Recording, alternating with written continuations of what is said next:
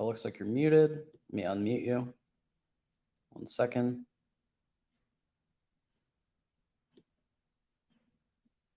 Yeah, just unmute. All right. Well, while we're unmuting, real quick, I think the countdown messed everything up.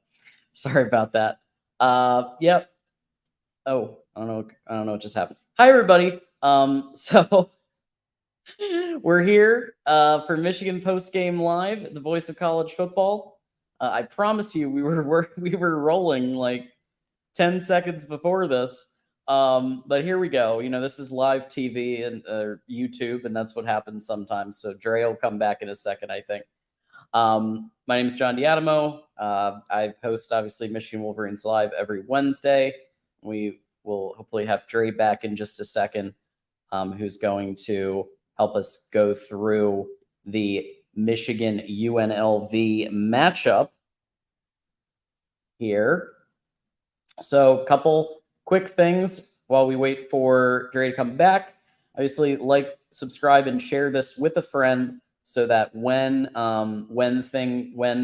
everybody shares with a friend, we can double, triple the amount of people in the chat, so that we can really get this thing rolling.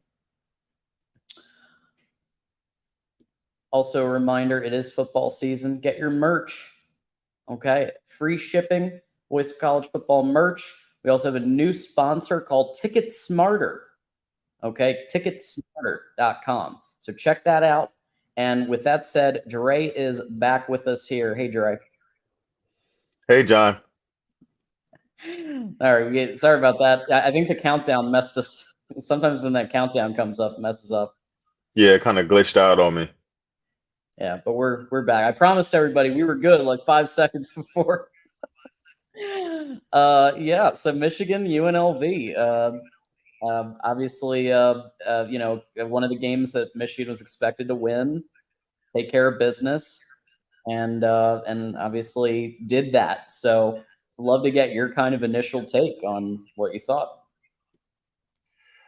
Yeah, so um, John, I've been very, very consistent with my approach to this time of the season for Michigan, in particular versus this level of quality of opponent.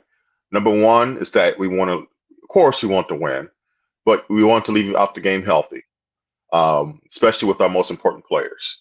And you would like to see just slight progression and continuity with like the quarterbacks with the receiver, right? Defensively, you want to see guys not blowing assignments, sound tackling. Just pretty much like the smaller points of the game. You want to see Michigan really make sure they're crossing their T's and dotting their I's with that, because even though with this level of opponent they can win the game if they play sloppy, that won't necessarily translate well when they play Penn State, when they play Ohio State, right? So that's why you want to make sure that you're not taking these games for granted, that there is something, at least for them, that they can pull out of it. Go to their film afterwards and see how can they get better. For me, and I know a lot of our streamers would agree with this. The last couple of years, I've been very, very consistent with this, and Des as well when he was doing the channels too, is that I wanted to see from an offensive approach more passing, more of a balanced offense, especially during this time of the year where you had opponents that weren't as good, and you could experiment a little bit more. And I'm just so happy that they came out and it's basically been 50-50. And my God, has it looked great. JJ looks fantastic. He's playing a level of football at the quarterback position that I can't recall in any recent history for Michigan. He doesn't have necessarily the gaudy passing yardage stats that some of the other quarterbacks around the nation have, but that's due to offensive approach. In terms of his efficiency, I mean, he goes on 13, 14 straight pass completion streaks. He's done it both of the last two games. And he looks very comfortable, composed. When his feet are set, he's throwing rifles right on time. Guys are catching it in stride. compared to last year, where even when guys are open, there were times he would undershoot a ball, he would overshoot a ball.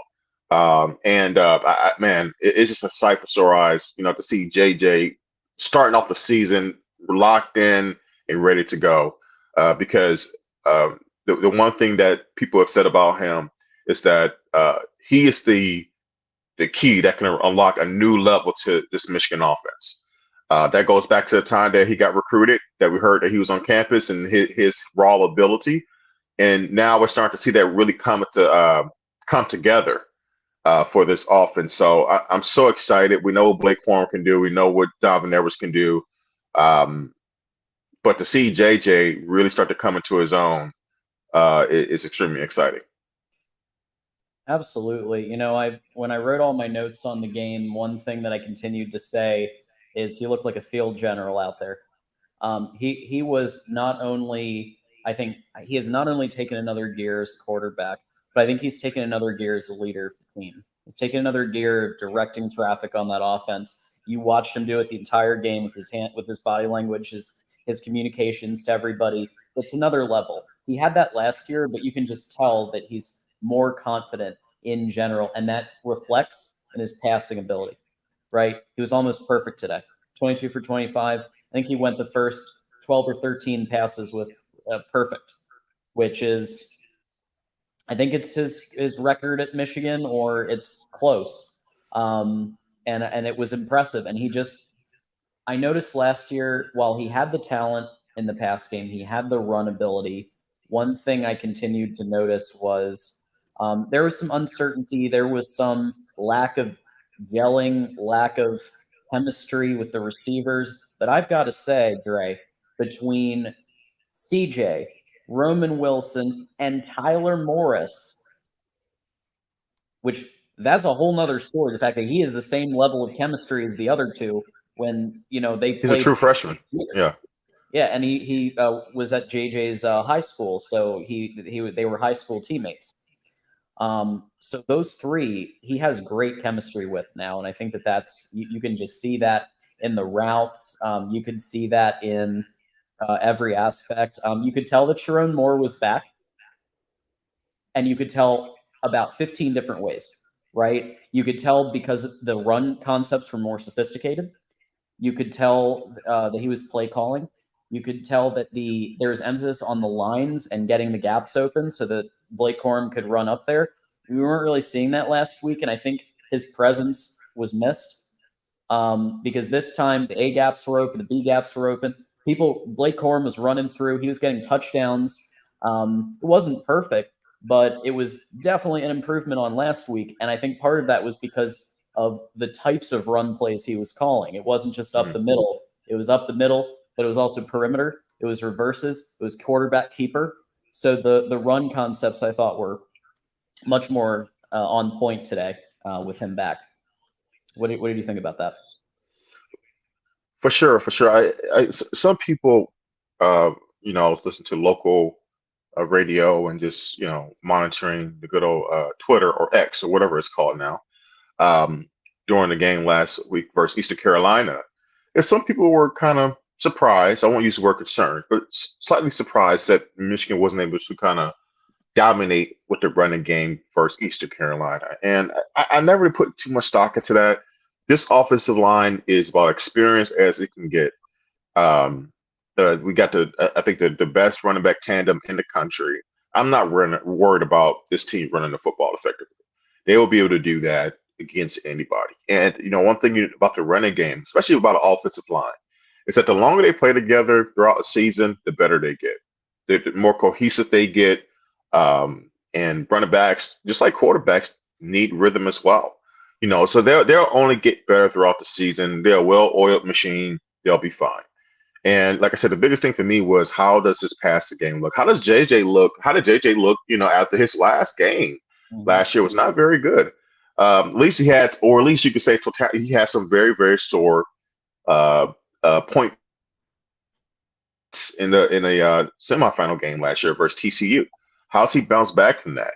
And based on what I'm seeing, he took that, if you want to call it a failure or a step back, and he really locked in and got better during this off season. And man, it only proves, John, that what we have heard about this guy, which is that he's a winner, he's a leader, he's a worker, he's everything that Jimmy Harbaugh says he is in terms of the type of quarterback you want leading your program.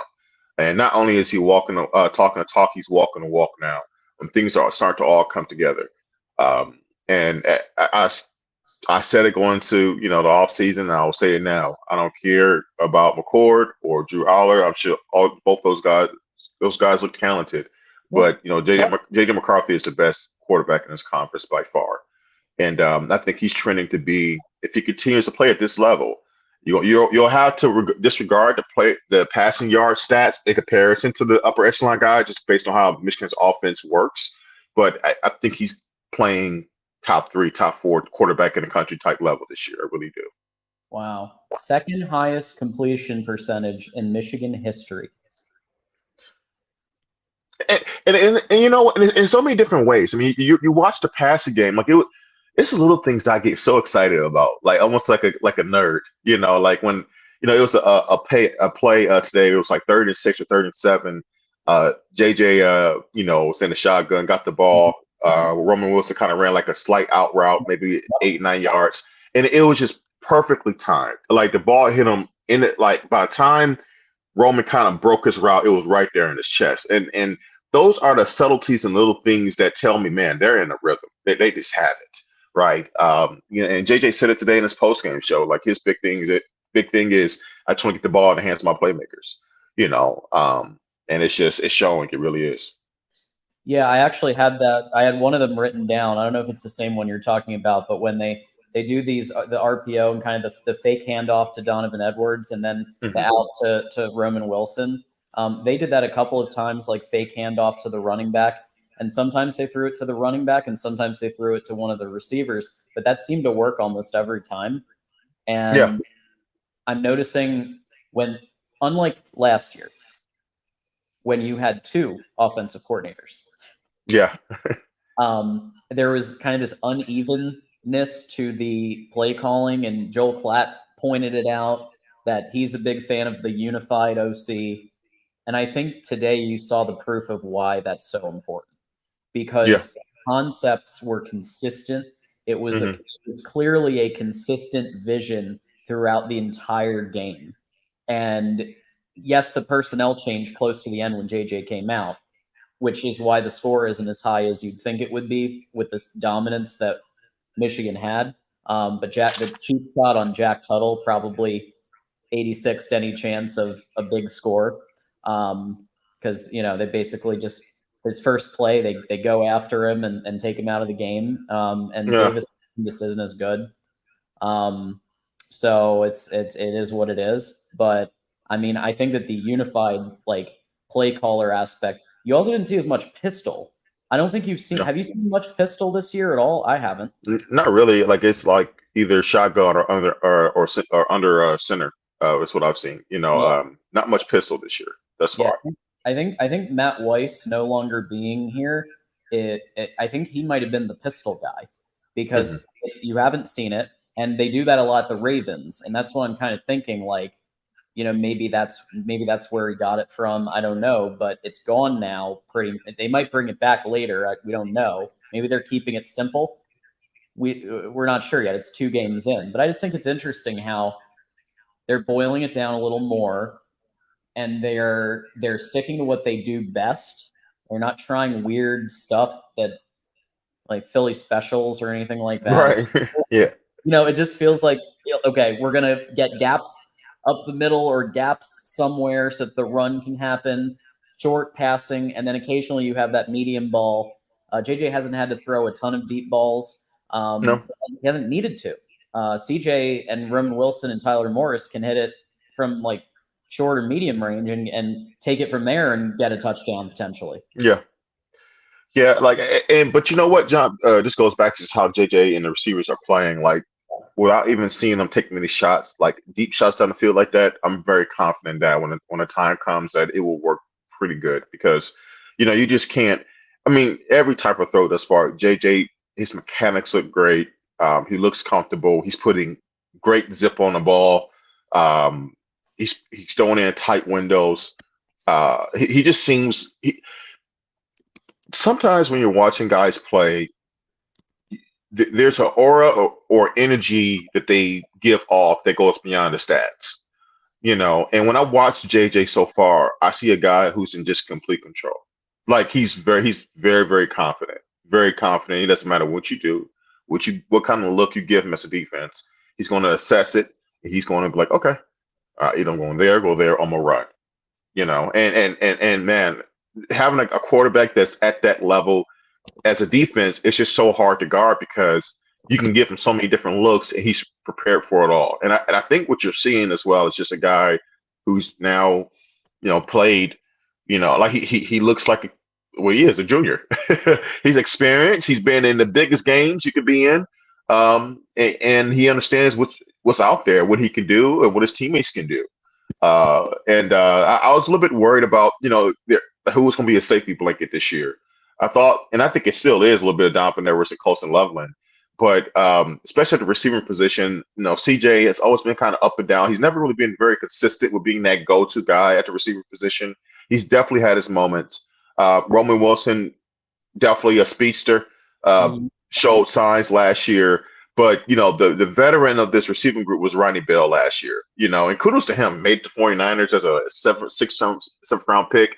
He's a gamer. At one point, he's a gamer. And so I was very intrigued to see who will be that guy that JJ kind of leans on when he needs, that possession receiver. He needs a first down. It looks like he's using it. He's going by committee. But as of now, look, you can't fake, not fake, but 5 touchdowns, I think it is, from Roman Wilson. He's off to a great start. He really is. And the offense isn't the only thing clicking, Dre, because we also have the defensive side of the ball. Absolutely. Where one player in particular has stuck out to me these 2 games is, and of course, Jesse Minter's defense has impact player after impact player, and we know this. But one player that has stuck out to me is Kenneth Grant. Yeah, he 78. He didn't have as many stats last week in some areas, but this guy this week, 1.5 sacks, 4 tackles, 2 solo tackles, incredible. And I have him in my notes multiple times. It's just like a great sack, a great play, a great assist. Yes, as we've said last week, I said on the show and on Wednesday's show, like, Jesse Minter runs a very systematic defense. So, like, it is harder sometimes to break out. But Kenneth Grant has. And what's your take on, like, what he's been able to do and really help with the defense? Well, he's definitely been, a force in the interior of that defensive line. I think Danielson made a point today is that, and on the broadcast that he looks like one of those those SEC type big, strong interior linemen. And along with him and Mason Graham. Look, Mason Graham showed that he's a freak of nature as a true freshman. It was like, man, this kid is already ready to go, not just to be in a rotation, but to be a key piece in that interior defensive line. But back to Grant, he's been a great find. Goes back to player development, and when you're a program like Michigan, where you're considered to be top in the country, you're going to have to find ways to constantly restock that stable of guys who can help you sustain your level of success and also maybe help you take a step forward. And seeing a guy like Kenneth Grant, in the way he's able to disrupt an offense, it definitely makes you feel pretty good. Because and this I think why 2 years ago why Aiden was so unique is that you're right in this style of defense. It goes like Mike McDonald and then Jesse Minter with that Raven style defense. It is really hard to really stand out as one particular pass rusher. It's more like you're pass rushing and creating havoc by committee. And I think that Jesse Minter has done a really good job in finding guys like Kenneth Grant and helping them be successful. Yeah, absolutely. And another kind of key player that I saw continue to show up is Chris Jenkins. He's somebody that we've heard consistently on the line, but especially his tackling ability, his ability to get the solo tackles. He did help with one of the sacks, half of a tackle for loss as well, at the top of the stat sheet today. But he's been a player that I think has been a pretty solid player for Michigan, and I think he might be coming into his own even more so this year. Yeah. Yeah, well, look, they have big shoes to fill. I mean, they're losing Morris last year, who was their most important guy on that defensive line. And So, Mozzie. you know, yeah, like, and Mozzie as well. And they also, Ajobi, was one of those guys that really helped in situational pass rush. So, um, this is, this is that one of those big questions we had going into the season was like, who was going to be some of those guys that step up and generate pressure in the passing game and help disrupt the running game. And thus far, we definitely have a couple guys in that list that seem like they can do the job. I can't wait for me personally. I don't think he played today. I can't wait for Will Johnson to come back. Did he play today? I didn't see any sign of him. Johnson was listed, and I did see him. He Okay. didn't do a ton, if I'm being honest. I think he was more of a background player today, and they might have been Okay. keeping him. It might have been intentional to kind of keep him out of, like, maybe try to. Sure. He was questionable, if I recall. Yeah. But Yeah. he was. I did see him out there a bit. Okay. Okay.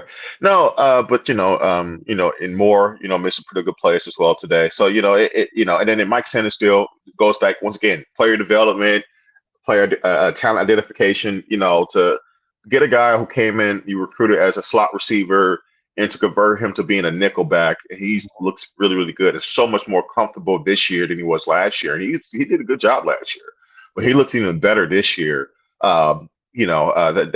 That's also really exciting to see as well. Yeah, Sanders still, as we know, he made that one of the most important plays in that Ohio State game that turned the tide of that Ohio State game. If he hadn't hit in that exact spot, in that exact placement on Cade Stover, then that's a touchdown. And that really changed the course of the entire game, in my opinion. He is a Yeah. player that I don't think anybody thought when he was a wide receiver that he was going to come in and be nickelback and be this type of player, but he absolutely has been. And even today, he wasn't like as prevalent, but he did make a couple of solid plays. And we saw him in the game. Obviously kept UNLV. I think they were like 3rd and 12, and he kept them from. He made a play that forced them into another punt because there was a lot of punting from UNLV today, thanks to the defense. Yeah. No, defense is doing their job, especially versus quality of opponent. And it's always going to be one of those things where you're going to have to, as a Michigan fan, if you're just just trying to tune in, see the team win, they win, you're happy, great. If are doing that, but also trying to gauge how they look in terms of their progression to winning a national title this year, which is, let's be honest, that's the only thing left to do. That is the goal now. Of course, we want to beat Ohio State. We want to repeat as Big Ten champs, but we also, we want to win a national title, especially with this level of talent that we have on this roster and then the type of quarterback that we have. So one of the things that you want to see is that, our guys getting better week to week. That's like the main thing. And, so thus far, like, next week when they play, they don't play Rutgers next week. No, they play Bowling Green next week. You want to see that progression to get better. You want to see can make more plays. Is JJ finding guys open? If he's in a situation that he's getting rushed, does he do the right thing, throw the ball away? Does he find somebody open? Does he get yardage? You want to see him taking smart hits, sliding when he needs to slide. The little subtleties of the game. Our guys fumbling the football. Are we beating ourselves? Penalties as well. This team done a great job in not getting penalized thus far during the season as well. So those are the small things that you want to make sure that you continue to button up, and no matter who you're playing week to week, that they are doing well with, because I guarantee you, the biggest thus far, based on what I've seen, the game that I want to go into sweating is Penn State at night. Like, I'm sure they're going to flex that to a night game. And Yeah. so that's what Michigan fans have to really look forward to, and how are we progressing to win that game? I have to address this guy, this person who he might be having some fun with us, but I'm gonna bite anyway. Ah, yeah. So Michigan can't run because I guess that 179 rushing yards isn't running. But Michigan can't run because the OL can't do their job in one-on-one assignments. Hmm. Have you? Okay, so last game I don't fully disagree. However, I do think that East Carolina was probably one of the best run defenses that we faced, even counting last year. And I think they were almost as good as like a Penn State. I honestly do. They were that one aspect of what they do was top. But I also think that with Sharon Moore out, that impacted it. This week, absolutely not. I don't know if you just didn't see this game, but all the gaps were being so there was a clear gap being open in almost every single running concept. Blake Corum had 3 touchdowns. JJ ran for 30 some yards as well. The only person who didn't have such a great day was like a Donovan Edwards, and I just think it's because Blake Corum was used heavily in the game. I mean, he was in a lot of the concepts that they ran. So that was part of the thing with that. Donovan was mostly used as a decoy. So when Donovan was in the game, it was mostly a fake handoff, and it went to somebody else. He did Mhm. receive a couple of times as well, but yeah, I don't think this is true at all. I don't know what's up. Yeah, to say that the offensive line can't do their one-on-one assignments, I don't think that's quite a accurate assessment. There were times in the Eastern Carolina game that I felt, especially like I think their first offensive possession, and we're not talking about that game that was last week, but in totality, I'm trying to kind of see where this person's coming from. There were times, especially when they got backed up into their own end zone from a Hmm. punt, that they didn't just gash. They went three and out, or they didn't get grain. I think the expectation, and rightfully so, is that based on the way this program has historically ran football, the level of experience on the offensive line and the talent in the running back position, that they should be getting through 250 to 300 rushing yards per week. And I understand that sentiment, but one of the things to look at, for one, is the balance in the offense. They're on with a slightly different, and then also, um, I would say it's go to the week. I think the offensive and running back in the game this week, right? And I agree with you, John. Like, go back and look at some of the runs that Blake Corum had this particular game.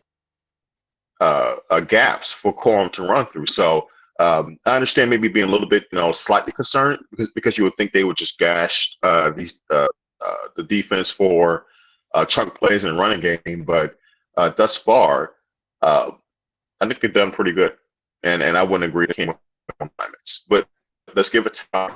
Let's see how they do next week. Yeah. No, I think it's very I like what Mike Ford said. I guess some of these people are just in bizarro land and they're watching like some other football game because like some of these comments, we did not look good. Stop selling ECU and bum UNLV. Keep in mind, folks. Looks like Dre, yeah, like it might fix his internet and come back, or I know he had a hard stop. So if he comes back, he does. Otherwise, we'll see him next week, obviously. But yeah, I don't know where you're getting this whole "we did not look good" in every statistical metric. We look great. Here are the 2 reasons we didn't score like 60 million points. One, cheap shot on Jack Tuttle, who would have, I mean, he was, I would bet almost everything I own that if he had played in the game, that would have been a touchdown drive. I just don't think Davis Warren is at his level, and it's clear.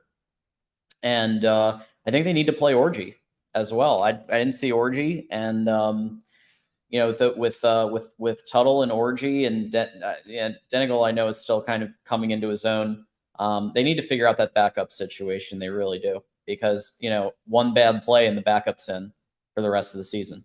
So you've got to figure out the backup. And Jack Tuttle looked good, but then he got taken out after the first play he was in, which is complete sheep shot. You're down 0-35 and you take out the backup quarterback. It's just completely petty. So yeah, we have some people that I think are watching. They're in a parallel universes to reality. Let's see. Okay. Need more out of Edwards. Yeah. I somewhat agree. I mean, yeah, he wasn't really much in the Blake Corum was primarily utilized in the game. Corum was used heavily in the game. So that's part of the issue. Edwards was, like I was saying, the concepts that we saw Edwards in, he was used as a spy a lot, like as a not a spy, but like a decoy in the game. He did receive though he had 5 receptions for 26 yards. But yes, we need to see more out of Donovan Edwards. Looks like Dre's back with us. Hey, Dre. You there? Okay, can't hear you right now. But essentially, yeah, yes, we need to see more out of Edwards, but also like he was utilized in the pass game a little. Corum was heavily utilized today. 3 touchdowns from him. I think he will be utilized more in later games. And yes, I'm watching the Bama game now as well. It is looks like Texas is ahead 3-0, which it's interesting to see there. I'm not really sold on Tommy Rees.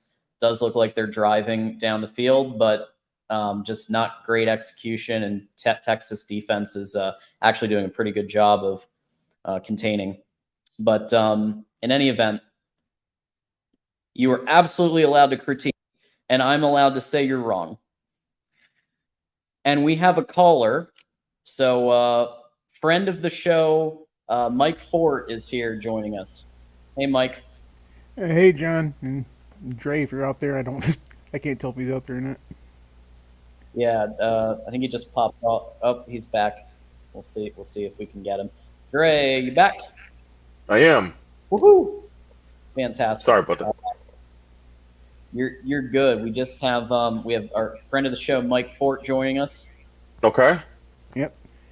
Yeah. Hello, Mike.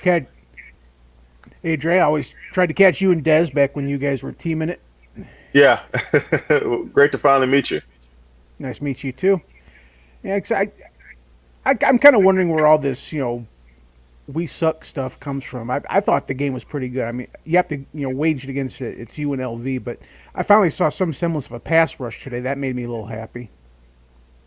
Because, I mean, we weren't getting anything on ECU. I mean, we had no sacks in that game. That's a little concerning. Yeah. I mean, I thought that was a valid concern. Especially goes back to what we lost on the defensive line last year. That's always going to be a point of concern when you have attrition at a particular positional group, and you want to see, how they perform, especially with a team like this that has high expectations. So, yes, I agree that seeing an improvement week to week is a good sign, and I hope to see more pressure next week versus Bowling Green. Yeah, I was hoping that because I'm mostly concerned about if we can get something of an edge rush, similar to what we saw with like Hutchinson and Ojabo, because I mean the center of our line, Jenkins is a stud, but I'm looking for somebody on that edge to kind of step up to the role. Well, it's hard to replace the number two overall pick, and I think personally a guy who's going to have a good chance to be a defensive player of the year. Oh yeah. In the NFL, and they did Hutchinson. yeah, I think that guy's a beast. But I totally understand where you're coming from. And Ojabo, if he doesn't get hurt during his pre-draft workout, he probably is in a pretty good rotation with the Baltimore Ravens. So, I don't know if we have those level of guys, those high caliber NFL players on this line as of now, especially at the edge position. I think it's going to have to be by committee. Yeah, that's what I was kind of worried about. Because Mm-hmm. I don't think much about the secondary, and everybody's keep wanting, where's the CB2, but it's like I think in East Carolina, I mean, do we have any starting defensive backs that played? Because I was thinking Will Johnson was out. I think wasn't Rod Moore out too? Will was definitely out for sure. And I have to go back and check on Rockmore. Not sure. No, Rod Moore played. Oh, he did He did. play. Yeah, Okay. yeah, he got a Yeah, sack, I believe. yeah. Oh, He definitely got another one today as well. They used him coming off the edge and his speed to do so. And that goes back to the by committee thing. I think the only way that this team is going to get pressure, it has to be creating havoc. It has to be Jesse Minter sending, giving the offensive OC for whatever team they're going against different looks. Kind of similar to if you watch the Lions and Kansas City Chiefs game this past Thursday, Steve Spagnuolo he did something very similar for his team with the Chiefs. Is that he gave them he would blitz safeties, corners off the edge. He would give the offense different looks that they're not quite expecting. And I think that Jesse Minter is going to do something very similar for our defense because we don't have that as of now. We don't have that game breaker at the edge position, unfortunately, and that's okay. You can still be very successful as a defense without having that, but it definitely helps. I'm not gonna lie, it helps. yeah. I mean, I think our defense is fine. 'Cause it's basically just a schematic because. I mean, if you Yeah, notice, the difference between Mike McDonald and Jesse Minter, there's hardly anything because it's more scheme than the actual coach. correct, correct, and that goes to that Baltimore Ravens scheme that they run, and look, this statistically, it goes back to the Don Brown days. Good old Dr. Blitz. The team the team was very very dominant defensively from a stat standpoint. But I love so much more how this defense looks now with the whole Baltimore Ravens influence. It's a lot to me. It's a lot more assignment based, and it's more or less like we're not going to beat ourselves. We're going to force teams to make mistakes. And when you do catch the football, we're going to be sound with our tackling, and we're going to play penalty free football and clean football. And I think that's more or less what you want to see. Are they doing that week to week? Because if they do that, they may give a play here and there, but overall, they'll make enough plays where they should be in any game. Real Yeah, quick, let's add friend of the show, Jason. Jason's here, buddy. Thanks for calling in, man. What's up, guys? hey, Hey, go Blue. Hey, Blue. can I just start? Can I start the petition now for JJ for Heisman? I think he's earned it. Let's do it. 5-0. Let's go. Let's start the GoFundMe. Let's do it. Guy Make it was happen. on fire. The dude was on fire today, man. Yeah, he's definitely look. I think he's playing as well as any quarterback in the country is. The thing that would the knock on him in the conversation would be he won't have the gaudy stats from like a passing yardage standpoint, and maybe not the touchdowns. But that only goes to like the difference in the way this offense works. He's not going to have the ability to throw for 500 yards in the game. It's just not going to happen. Not because he doesn't have the skill to do it. Just the Michigan's approach is just not built for that. But you know what? If I could see a scenario if Michigan goes undefeated, and JJ's the driving force, kind of similar to the way Blake. When you think about the Michigan offense last year, the linchpin in the offense, you would say probably is Blake Corum, right? He was the key to the engine. If Yep. JJ, Right. and I think he has been thus far, if JJ can be the key to the engine this year, and they have very similar success as last year, there's a really good chance that he might not win, but he definitely could find himself in New York for the to be a finalist for sure. yeah. I wasn't really considered McCarthy a finalist, mainly due to the fact that we have too much. We have the best running back tandem in the nation. I don't think there's any argument about that. Sure, I always sure. figured that well, A, we're not an offensive Uh, team, and then B, they're gonna there's gonna be too much competition between the run and the pass. Because usually when you Hmm. get these offensive Heisman, usually it's because that offense is identified with them. Like Absolutely. kind of like with Baylor, RG3. I mean, who was Baylor's running back that year? I mean, I couldn't tell you. I couldn't tell you either. Dude, Look USC. Look at USC with Caleb Williams. Like he is that offense.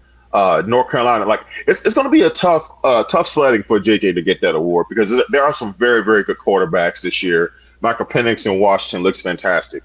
Caleb Williams, Drake May. I mean, it, dark horse May. I don't know. In Florida State, gosh, why is his name escaping me? Jordan Travis. Yeah, Jordan Travis. He had a really good game versus LSU. You just never know. So, and Florida State has some big time players at the receiver position. Keon Coleman, former Spartan, had 3 touchdowns. So he's going to have some gaudy stats as well. And the Heisman, man, it's such a popularity contest, and it's really tough. Like I think JJ is playing Heisman level ball, but I don't know if he'll have the pretty stuff that you will need to actually get the award. But who cares? As long as we got the crystal ball, I'm happy. I agree with that. There's two things I want to see from Michigan after watching this game. The first one is I want to see more. I want to see more consistency in the run game. I know they had a few big runs today, but they're not. I've seen a few plays where they're only getting like 1 to 2 yards a run. I think that needs to improve. The second thing I want to see improve is I'm not letting the foot off the gas towards the end of the game. I know that you don't want to get anyone hurt, but Michigan needs to have that dog in them. That's not guilt. You know what I mean? They tend to they tend to let off the gas towards the end of the game, and they don't finish strong. That's my only knock against Michigan. We always do that, though. I always said, if you want to get rich, bet Michigan against the spread, and you will make the money. Yeah, don't you think it has something to do with the fact that the backup is no longer JJ, but it's like it's Jack Tuttle got taken out the first play, and our other backups just haven't shown a lot yet. I think Tuttle probably would have scored a touchdown. If I had to bet on it, I'd say if he had stayed in, he would have scored a touchdown. Isn't Tuttle 3 on the depth chart? He's 2. He's 2. Oh, I thought Warren was above him. They might have flip flopped it, and now he might be 2.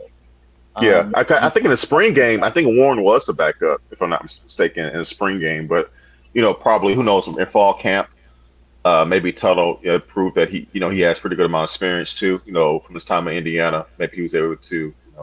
And also, look, your backup may not be the most talented guy. Of course, he's not more talented than your starter. But in terms of who else, your other quarterbacks, you want some guy who has experience. If the no scenario happens and you lose your starter. Warren is bad. I'm sorry, that dude's bad. Yeah, I wanted to see Alex Orji play. Me too. I was shocked that he wasn't in the game. Oh, I thought he was going to be a kick returner. Well, I think that was Harbaugh having a little fun, honestly. Sometimes he's got too much talent to not be in the game. That dude's a beast. Oh, we'll see. I would bet we see him next week. Because we've seen everybody else, and Tuttle might be injured now. Yeah, please don't put Warren in next game because that dude throws an interception on his second or third attempt. Throws an interception. Yeah, it's terrible, and I think Orji has a lot of. At least he can run, so at least you can run some concepts with him. Your quarterback read option, you can run some RPOs, some very short out routes for a tight end. Right. You can get him a touchdown. You can draw him. You can draw Alex Orji touchdown, pretty plausibly. They need to have some red guy. That Denegard has an arm on him too. They put in late in the game. That guy's got an arm.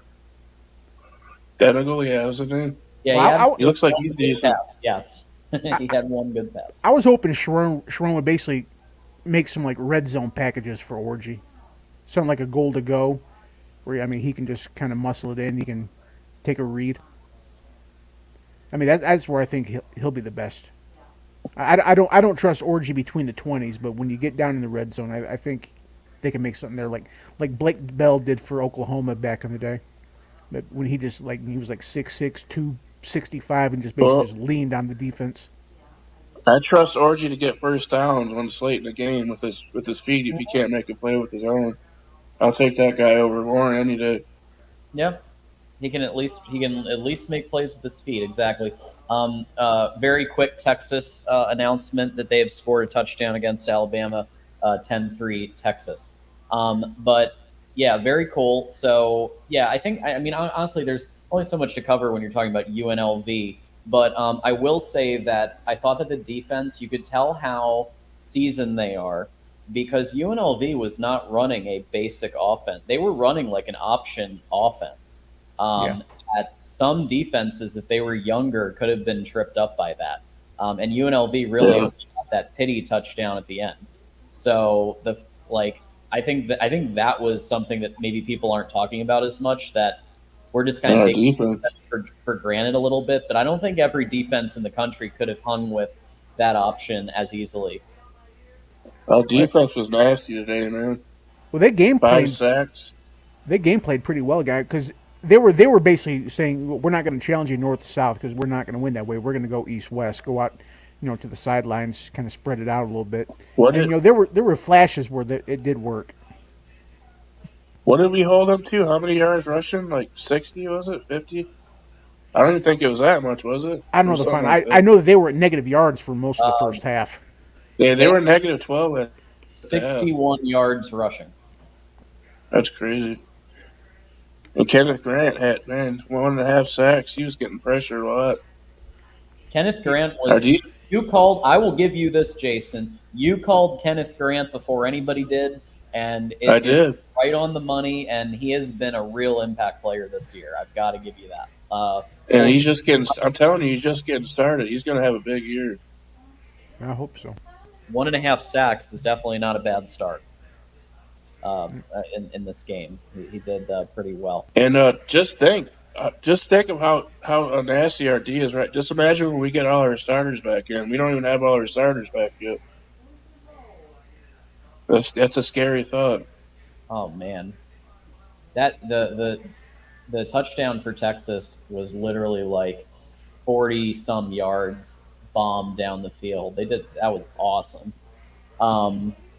Yeah, that's what you got to do to beat Bama. You got to have big balls play calling. And you Um, got to have a balanced offense too. I'm still taking Bama.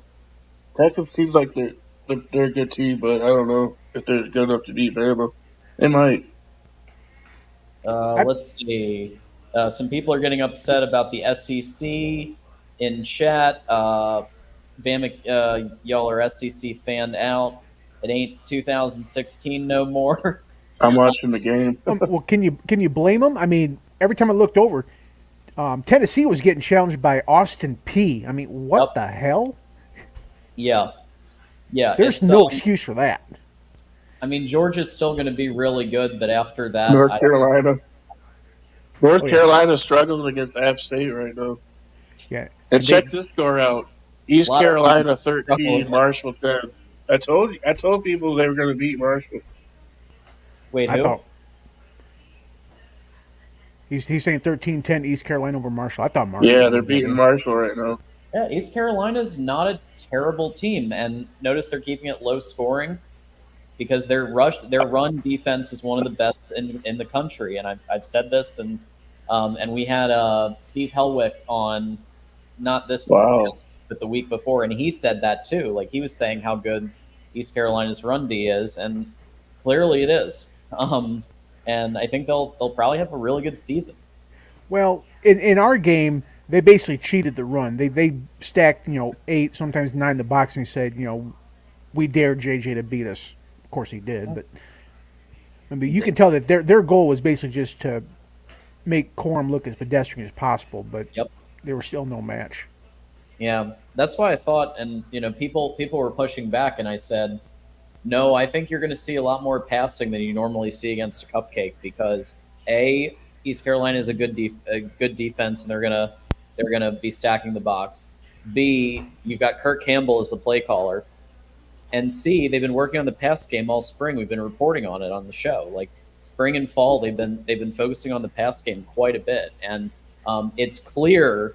Like I think Michigan fans' prayers are being answered because what I have seen the last 2 games is almost perfection in terms of receiving that ball from JJ. Like he's just his zip on the ball is better. His form is better. Kirk Campbell, that man needs to get whatever award. Right.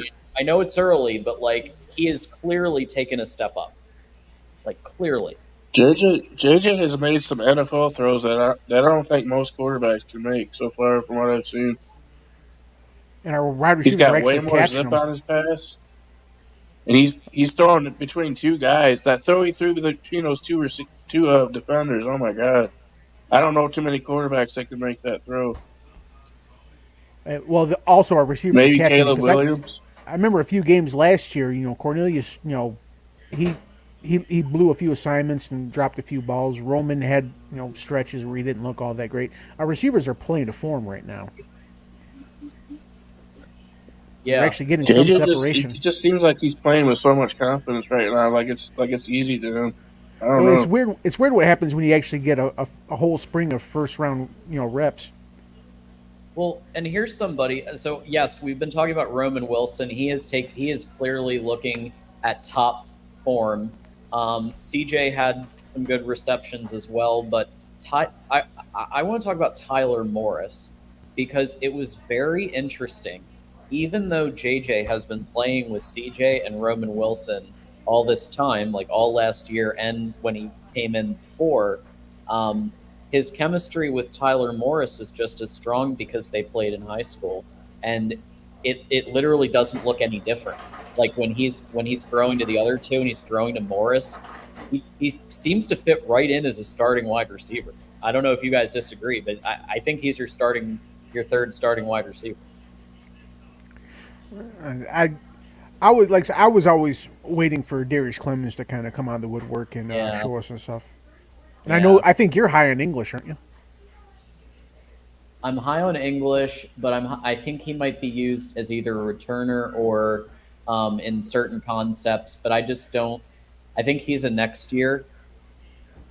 He's going to be a next year player more so. But remember, like they rotate, so they're probably going to play at least some. And if one of them starts to beat out one of the others in camp or in throughout the week until the next game, it's possible you'll see more Carmelo. But I think next year Carmelo is going to be he should be a starter. He should. I, Be. I, Well, yeah, I think next year we're go going to be ahead. okay at wide receiver. Yeah. And John, I heard JJ has had the best start in Michigan history in the first two games for efficiency as a quarterback, better than anybody. Yeah, I think not he's like top 5 overall, like in the history of college football as far as the first two games um, yeah. completion percentage. Yeah, he's going for that Heisman, guys. He's. I really think that this is starting to set up as. Remember, a couple of weeks ago, everybody's giving me shit because I was calling it the Last Dance. Okay, but think about it. JJ could be going on a Heisman run. You've got a ton of people who are going to be going to the NFL after this year. Oh yeah. This is the year to win it all. Alabama looks weak. I am watching them right now. They just got pounded by Texas, and now Texas is going to have the ball back up 10-3. Bama looks weak. Georgia looks like Georgia for the most part, but they haven't played anybody yet besides Michigan. So Well, it's to gauge. Georgia's I'm running kind of game is shocked by taking a dip. that. Georgia's running game is going to fall off a little bit, but their passing game should step up a little bit. I don't know if it's going to offset, but Yeah. Georgia's ground game is not going to be solid because they're suffering from injuries at that I don't position. think Beck's as good as the other guy that they have. He's good, but he's not as good as who's his name? The guy's name. Carson Beck at Georgia. Stetson Bennett. I don't think he's as Talking good as about Bennett, Bama's honestly. Who Beck? Yeah, I think Beck's good, but he's not as good as Bennett. He's not as talented as Bennett, I don't Oh, you're think. talking. Oh yeah, well yeah, and For Georgia, Georgia. Beck, and then Alabama, you've got Milrow as starter, and Stetson Bennett as backup. Well, I'm not afraid of Milrow. Milrow can't pass. I mean, Alabama's pretty much going to have to go like the old days where they were just run heavy and the quarterback was kind of an afterthought. No, I think Saban's going to bench him because Saban doesn't tolerate like you can't pass, you're not going to be playing. So you can think So they're I going think to that Notre Dame guy? that they might try Buckner. They really might. I mean, if they lose to Texas, they're going to try Buckner. I really believe that. I mean, let's be honest. Michigan could have put like 56 on this team today. That's why I hate when they don't they don't finish strong, man. I mean, a win's a win, but I would like to see them finish more strongly. Yeah, I want to see Orgy play next week as backup because that's really I really do think that the reason it's not because Michigan isn't like able to finish, it's because they don't have the quarterback to execute it. So once JJ Yeah. comes out, Davis Warren isn't the guy. So Davis Warren couldn't get it done last week. This week he had to go in because Tuttle was out and he's next in the depth chart. But I think it's Tuttle and Orgy as the two that you really want to look at for the backup for next week. So that way you can finish because I think that next week you really want that satisfying like 50 some point type game to go into Rutgers with a really strong like viewpoint perspective. Well, I think of the three cupcakes we're going to play, I think UNLV was the cupcakeiest of them. Bowling Green isn't exactly incredible. Oh, no. No, I think East Carolina was the best one. Oh, yeah. I think Bowling Green will be the worst. I think Bowling Green's worse than UNLV. Yeah, they're pretty bad. I don't know. I think we really just need to see a backup step up because, like I said, one bad play and that backup's playing the rest of the year. And we don't want to talk about that, but it's the reality of college football. You've got to have somebody in there that can execute. And maybe they're not going to be the dynamic player JJ is, but they can at least like Orgy knows how to run. He can run the ball. He can run an RPO concept, a quarterback read option, and you can get to the first down. And that's all you really need for your backup, because Michigan can run the ball, like I said, extremely well. Texas is moving the ball on Alabama, man. No way. Fantastic job. I mean, the pass. Wow, they're getting big chunk plays. Sark knows They're how making it look easy because he was the OC of Bama. And they have, I mean, yes, the defense, the concepts of defense are slightly different, but I mean, like, if anybody can beat Bama, it's a former assistant. And obviously, history says that's not likely unless your name is Kirby Smart. Jimbo Fisher beat him, and Kirby Smart beat him. And now it looks like Sark might beat him. Knock on wood. Where's the wood? Okay. Looks like OU is struggling against SMU, too. Well, OU isn't, OU, it's tough. I think they'll do better this year, but it's a tough one. Washington looks really good. They might win the pack. They're pretty solid football team. Well, I mean, with a Venables team, it's more win than if. I mean, you knew that Oklahoma was coming back. You just didn't know if it was going to be this year or next year or the year after that. But, Venables is going to get them on the right track. I believe that. Wow, yeah, wow, yeah. Texas is doing a great job. It's just like they're just confusing Bama. They're just like Texas might be back this year.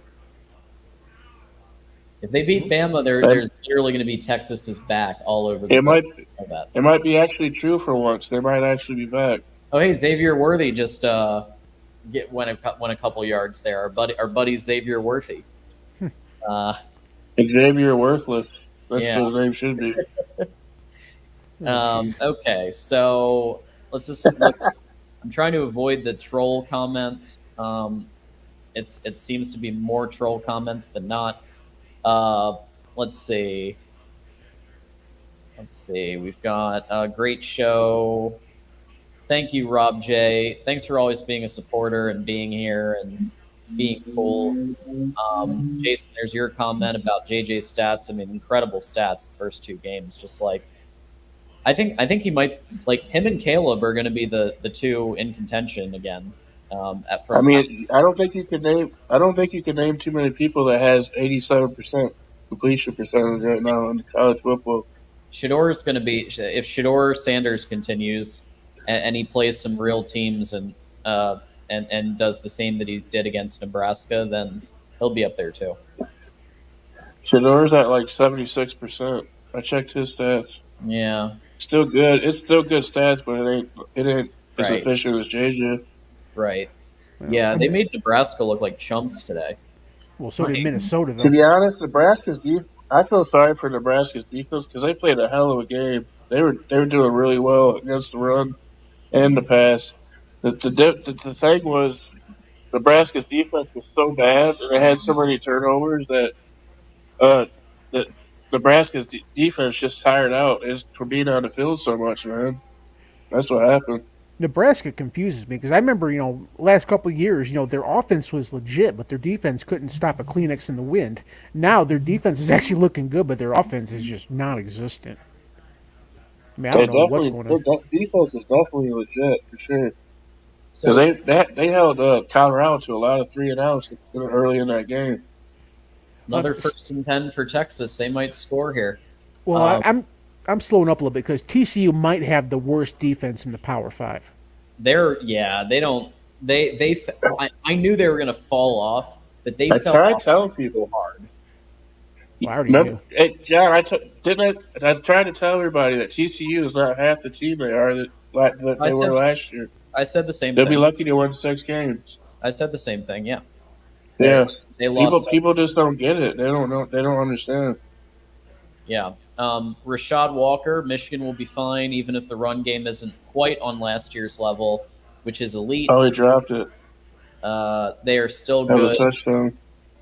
but the pass game goes to the next level. That will put Michigan over the top. Yeah, I mean, yeah, that was McKinstry on Bama's defense that made that play. But yeah, I mean, look, here's the thing with that. I don't necessarily agree with the premise even that the run game won't be as good, because I think what you've been seeing is the reason you haven't seen the run game do as well in this is now in Because the pass game's doing good. last game they didn't have their line coach. Last game they didn't have the play caller. Like it was a pass heavy. It was a pass more pass heavy than usual for Michigan because I he's agree. just jamming the box. And Kirk wanted to spotlight his quarterback, and I get that.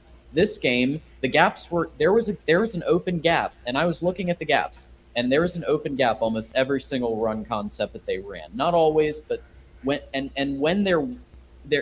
when East Carolina was able to stop it, what they had to do was kind of this pincer formation kind of thing, where so like the line was able to get a gap, but then East Carolina ran this kind of like let's just bombard everything from both sides, and that was how they stopped Michigan when they were able to. And when I said East Carolina, I meant UNLV because that's what they were doing today. They were basically doing that. So the O line was doing its job. They were getting that separation needed to make the run play happen. The run play did happen. Blake Corum got 3 touchdowns. He did fine, and JJ threw for a bunch of yards too. So I think when there are games where the run is needed, it will be there. When the pass is needed, now we know, which we didn't know before at this point in last I season. We sure as hell didn't know because it was Cade was in, and then JJ. That whole battle was still going on. So now we know that the pass can work too. So I like this offense better because we have more balance. Now you have to worry about the pass and the run when you're playing Michigan because we know JJ can throw it. So Yeah, you're not going to have teams that are going to be putting 8, 9 in the box every game like ECU tried to do with us, and that had a lot to do with the reason why JJ just balled out. But I mean, there's still some gelling. I saw Nugent kind of. He didn't look great against ECU. I was a little disappointed, but they're like I say, they're a work in progress. I mean, the whole line is completely makeshift. I mean, we lost pretty much everybody, so they've got to kind of get to form, but that'll come in the season with more games played. just a quick reminder to like, subscribe, and hit the bell. Yeah, that was actually a point I forgot to make. So thank you. Because the O line, I was actually very surprised that we didn't see Ladarius Henderson and Trente Jones in those positions. It was still Carson Barnhart on the left, and what's his face on the right, Hinton, right? I was thinking it was going to be Ladarius Henderson and Trente Jones. That's what I was reading. That might be the case where even our panelists said the same thing, but they rolled with the same two, which means maybe they're winning in practice. Not sure. I think Hinton's going to get rotated out here pretty soon. I agree. Yeah. I mean, the Barnhart Jones thing. They. Yeah, I I think think last year Hinton there is really wasn't a. the worst lineman we have. I mean, with Barnhart and Jones. I mean, I didn't really see. I kind of considered them, you know, R and R1 and R2 because I mean, I didn't see one of them really step up too much over the other one. I thought they I were want to both see what solid. Henderson can do. They need to play him some. Yeah. You know what? This full here can go away. I'm done with this guy. Who? Yeah. Bye bye. Yeah, there's some troll in the Yeah. comment Bye bye. section going off. Okay. Another hater. He's just mad because Michigan's you can good hate. again. You can criticize, you can hate, but when you're obviously just trolling nonstop like that, you're getting a bye bye. He's Because probably a Michigan State fan. probably or Ohio State fan or whatever. But okay, so yeah, yeah, the line, especially because they're trying these two new. It looks like Texas got a field goal, so 13-3. But especially with the fact that Carson got moved over from right to left tackle, and obviously right tackle is still a question mark. It's going to take another week or two, I think, for this to finally get solidified. That's part of the reason why there were problems last week. This week, I didn't see the problems that I saw last week. I really didn't. Although I do think right tackle might still go to Trente Jones, and I wouldn't be shocked to see him out there. Yeah, the run game is definitely better this week. They almost had 200 yards. Well, UNLV isn't nearly the run defense that ECU is. Right. They're not even the But same planet. But you could tell they were improved from last week on the run. And, We actually have a lot of I will say this about some of the Buckeye fans that come in. There's some really intelligent Buckeye fans that come in here, and they're not assholes, and they just like, they contribute and they say I'll like, but I won't subscribe. Whatever. We have fun, but they bring something to the table, and then we had people like that. So, I'd rather have a Buckeye that at least is like respectful and he's not a complete ignoramus and we don't mind that. We like people to contribute if they can bring intelligent things or even just not complete outright trolling.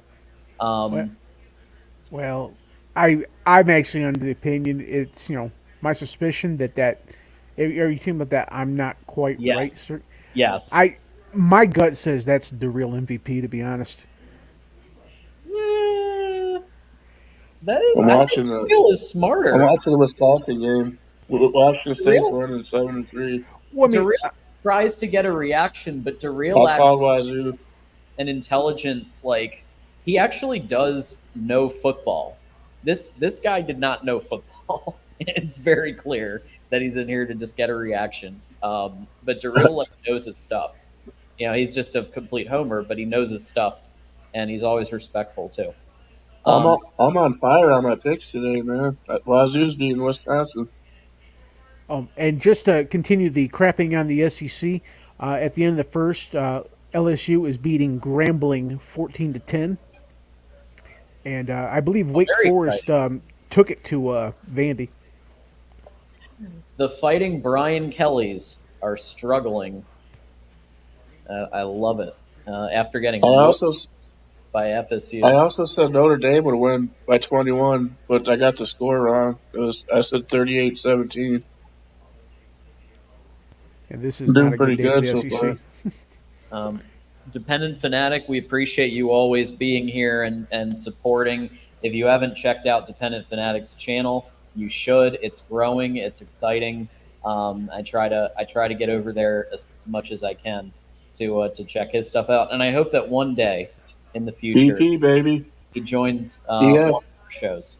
I would love to see it. But Dependence in the house. What's up, brother? yeah. Couple of quick housekeeping items that I have to cover. We've got a new sponsor, Ticketsmarter.com. If you go to Ticketsmarter.com, if you need your tickets for a game, Nice. if you put in the code BIG, and you have a purchase of $100 at least, you can get $10 off. If you have a purchase of $300 at least, you can get $20 off with BIG20. So go to Ticketsmarter.com, our new Mark Rogers Voice of College Football sponsor. Thank you so much. Now that's a good sponsor right there. Good sponsor, right? Yeah. You save some money there. If all the tickets are under 100 and you want multiple, just do it 3 times and get 30 instead of doing it once for 20.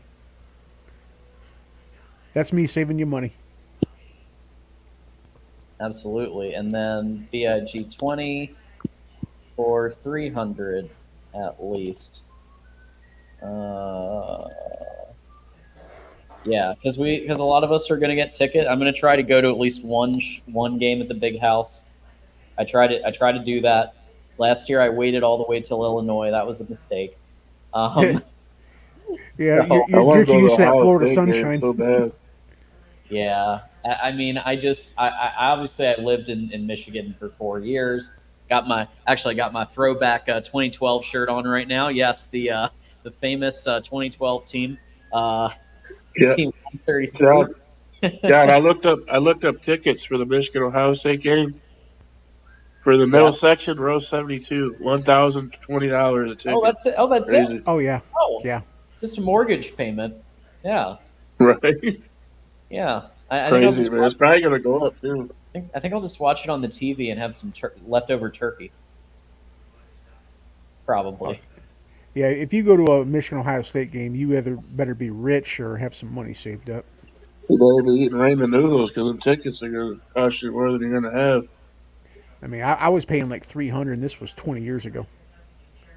We also have some new channels. So we have the SEC channel, youtube.com at SECVOCFB. We have a new Big 12 channel at same format there. You can go check that out. And of course, both. So we have this thing called Patreon and this thing called the YouTube membership. And if you join those things, you can get exclusive content, exclusive watch parties. You can be on the College Football After Dark panel. So that's a perk of being a member. You get to be on that panel if you want to. The betting guide, which has been doing very well, by the way, this year. Mark and the media members have done a great job on the betting guide. Wow. Most of them have hit. So, and don't forget your merch. State. Washington State's about to score. They just threw a bomb on Wisconsin, a big pass. Wow. Crazy. Yeah. Texas being up 13-3, that's not bad either. This is a great couple of games for football, for sure. When you're doing your shopping on Amazon, as many of us do, click that link in the description of every video and help Mark Rogers get a couple of bucks. And finally, we have the big wrap-up show every Saturday at 11:30 p.m. Eastern with Mark Rogers, voice of college football. One of you might call in. I might, although I'm probably not going to be in a state where I'm going to be calling in at that time. But you guys can if you want, or others could call in. I'm sure we'll have some of our cast of characters call the show at 11:30.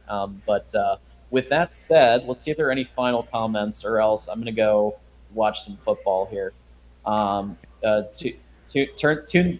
I think there might be an actual Bama UT watch party, so I don't want to take traffic away from that if there is. And yes, Mike, you are right. They are usually good. And there's a couple of bad apples, but honestly, most of our Buckeye fans that come in are respectful. Except for Sharice. Cool. Yeah, well, Sharice and Balil. I'm not a Bilal fan either. Yeah. I haven't seen either of them as much though. I've seen more of the Hummus Hero type and the Troy V, and they know their football and they're respectful, and that we like that. We like that here. And Buckeye Mike's a solid guy. Win 100-0, and then Well, I do a Sharice show still with say Buckeye they Mike, suck. so yeah, he's a solid guy. Yeah, I do that 30-minute war every Tuesday night. Yeah, so I mean, shout out to Buckeye Mike, Troy, Hummus, David. I mean, there's some good guys. Yeah, Dr. Buckeye. The Absolutely. Rod Farber is a good guy too. Absolutely. And Hummus is a good guy. Yep.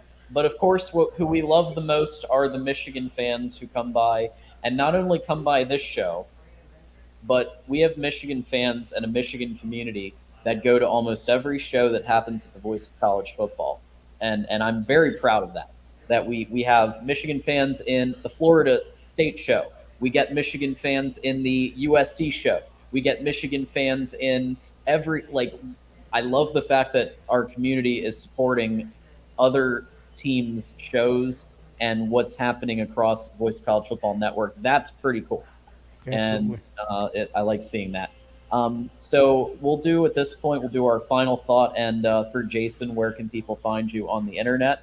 So we'll start with Jason then. You can find me on Twitter. That's the only place you can find me. And I'm on there for recruiting only, but if you want to add me, go ahead and add me. Um, Other than that, great day for college football. Big one for Michigan. And go blue, John. Go blue, Jason. Thanks for coming back. And Mike, we're down to you. Final thought for you. So I'm just looking forward to keeping up the streak. Always look at the next game. Don't look ahead. You got Bowling Green coming up. We're 2-0, looking to go 3-0. If you want to find me, I'm at the Tropicana Fridays and Saturdays. $20 a dance, 3 dance minimum. That's the rule, fellas. Tipping is appreciated. But other than that, just want to give a shout out, and I do like to go on the other channels, especially like Florida State, because I'm really hoping that when that grant of rights gets broken up, that Florida State decides to go to the Big Ten, because I'm driving distance from Tallahassee. So if Michigan has a road game in Tallahassee, a conference game, you're coming with me, right? Sure, why not? All right, we'll set it up then. Hopefully that happens. I just want to thank everybody for coming in. Support the show if you can. Make sure you mention the merch, and you all have a good one, and go blue. Absolutely. Thanks, Mike. Yes, I'll mention the merch a second time. That's a good shout. That it is football season. Get your Voice of College Football merch. We do have a bunch of amazing products for the entire family on our merch store. We've got everything from our highest quality t-shirts to keychains to Mark Rogers mugs to hoodies to swimming trunks. Everybody needs a coaster when they're putting whatever beverage they're having for the big game. Pint glasses to cheers to your favorite team. We even have shoes. We have Voice of College Football shoes, bucket hats. You name it, we probably have some type of variety. My favorite it might be the embroidered apron, though. I think that's a really fun one, because when you're doing your grilling, that tends to happen a lot. You got tailgates coming up, like football tailgates. Imagine rolling up in the tailgate with a Voice of College Football apron, and people are going to be like, well, what's that? And then you could tell them about the channel and how awesome it is, and obviously support Mark Rogers and what we do here. And then the Michigan stuff is right here, so I'll link to that in particular. You can get yourself a Michigan Voice of College Football merchandise, whether it's a T-shirt, whether it's a mug, a pint glass, and so on. So just go on there and check it out. It's good stuff, high quality stuff. I have multiple different things, and it supports Voice of College Football and what we do, and it helps us continue. It was great to see Dre again. That was awesome. So we're very excited that he is back with us for the post-game show. Follow Dre on this link that I'm about to put in the channel. If you have not followed him, please do so right away, because he's got great insights, and obviously has been a long-time part of the Michigan channel. And we thank him for coming back and doing this show. And yes, Mike, thank you for getting your merch. Everybody's going to get their merch, and we'll all be doing that. I think I've said about enough about UNLV. Final score 35-7. Michigan wins a great game, great passing. JJ looked fantastic, and I think it's a harbinger of what's to come for Michigan's season. My name's John Diadamo, and I was your host for the last hour and change. You can find me at John Diadamo on Twitter. I'm going to put that right here. So follow me right there. And I actually live tweeted this game, this Michigan game. Thank you, DF. As on your way out, please like the video if you haven't. Please like the video, subscribe, and hit the bell. And that's enough. I have done enough for tonight. You're going to see me again Monday night for the Big Ten Live show at 8 p.m. Eastern. It's the Ocho. And for all of us here at Voice of College Football and Voice of College Football Michigan, my name is John Diadamo, and thanks so much for coming by. And we will see you next time, and go blue.